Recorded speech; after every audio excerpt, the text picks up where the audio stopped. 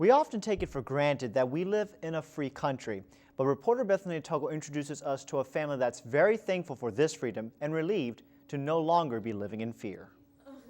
Kablalpa has been living in Chapel Hill with her husband and 3 children since December. She's one of nearly 300 refugees from Burma living in this area.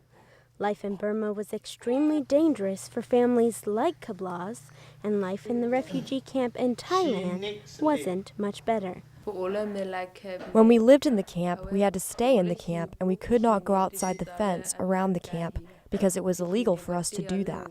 Kabla is one of 7 children. Her parents and many of her siblings also live in the area. Her mother Muher agrees that life in the refugee camp was hard. I was afraid the enemy would attack the camp. I was worried we would be killed by the enemies. It was like a prison, and I wasn't happy. Many refugees lived in huts like these and used pictures and stories to give others a small taste of the trials they faced.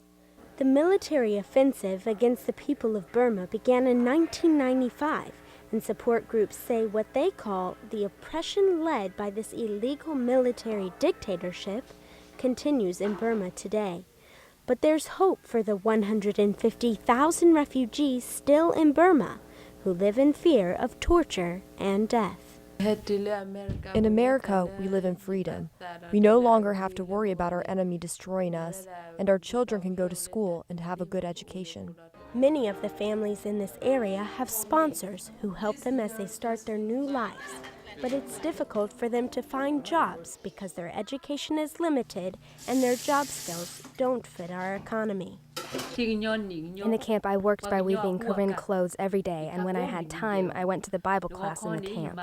Their Bible classes are a little different now, but Kabla and Muher still join many of their friends and family members to worship, read scriptures, and hear the Word of God. They're able to share this experience with the children, too, giving them something to smile about and a hope for their future. In Chapel Hill, I'm Bethany Tuggle, Carolina Week. A professor at UNC Greensboro says the Burmese military frequently burns villages, rapes young girls, and forces minorities to work without pay.